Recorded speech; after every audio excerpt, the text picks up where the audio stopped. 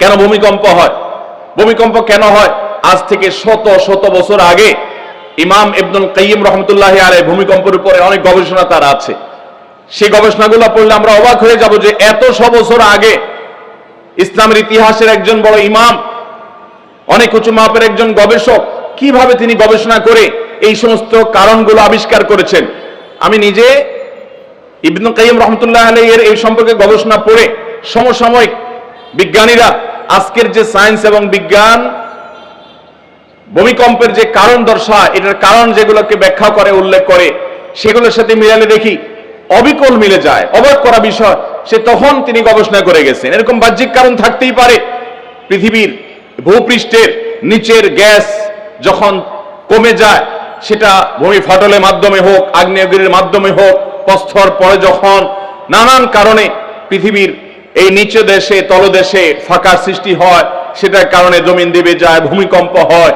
এরকম নানান বিষয় বৈজ্ঞানিক গবেষণা উঠে এসেছে। এগুলোর সাথে কোন হাদিসে কোনো সংঘর্ষ নাই। ইসলামের দৃষ্টি হলো, কোরআন এবং হাদিসের দৃষ্টি হলো আরো পেছনে। যেই কারণেই হোক না কেন, ওই কারণের পরের কারণ, তারও পরের কারণ, তারও পরের কারণ, যেগুলো সেগুলো বিজ্ঞান আর বলতে পারবে না। একজন ইমানদার বলতে পারবে আল্লাহর হুকুম হয়েছে, সৃষ্টি জগতের মালিকের ফয়সালা হয়েছে, তাই হয়েছে। অতএব আমরা অনেক কারণ বলতে পারবো। এখন যদি বলা হয় যে গ্যাস কেন বের হয়ে আসলো ফাটল দিয়ে, আগ্নেয়গিরি দিয়ে, এটার বিকল্প কেন থাকলো না? জলোচ্ছ্বাস হলো, ঘূর্ণিঝড় হলো, নিম্নচাপ তৈরি হলো। কেন নিম্নচাপ তৈরি হলো সাগরে? তার কারণ কি? আপনি কারণ ব্যাখ্যা করলেন। সেই কারণের আবার কারণ কি? এই মুহূর্তেই বা কেন হলো, এখানেই বা কেন হলো? এগুলোর ব্যাখ্যা আপনি বলতে পারবেন না। কিন্তু ইমানদার বলতে পারবে আমার রবের ফয়সালা হয়েছে তাই। যদি কেউ বলে রবের ফয়সালা কেন হয়েছে, তার আর কেন নাই, কারণ রব তিনি তার সম্পর্কে কোরআনে তার নিজের কথা নিজে বলেছেন যে তিনি যা করেন লা ইউসআলু আম্মা ইয়াফআলু ওয়া হুম ইউসআলুন, তিনি যা করেন কেন করেন এটা জিজ্ঞাসা করার মতো কেউ আর নাই, যেহেতু তিনি একমাত্র সৃষ্টিকর্তা। মোহতারাম হাজিরিন, এই সমস্ত ঘটনা থেকে আল্লাহ তাআলা আমাদেরকে শিক্ষা গ্রহণ করার তৌফিক দান করুন।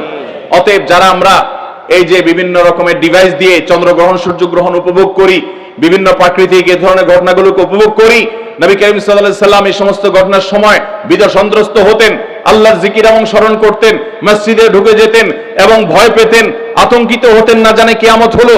কারণ কিয়ামত এভাবেই হয়ে যাবে তিনি জানতেন, ওহীর মাধ্যমে আল্লাহ তাকে জানিয়েছেন। এগুলো শোনার পর আমাদের যে সমস্ত ভাইদের কাছে মনে হয় সেকেলে, তাদেরকে বলছি আজ সামুদ জাতি ঠিক একইভাবে আল্লাহর নবী হুদ আলাইহিস সালাম এবং সালেহ আলাইহিস সালামের আল্লাহর দেওয়া ভবিষ্যৎবাণীকে এইভাবে তারা তাচ্ছিল্য করেছিল, ঠাট্টা করেছিল, বিদ্রুপ করেছিল। তাদের পরিণতি এবং পরিণতি হওয়ার পর সেই জায়গা, তাদের সে শক্তিমত্তার যে স্বাক্ষর পাহাড় পর্বতগুলো, তাদের সে আবাসন, তাদের সে জায়গাগুলো আল্লাহ তাআলা এখনো রেখেছেন। কিন্তু আমরা শিক্ষা গ্রহণ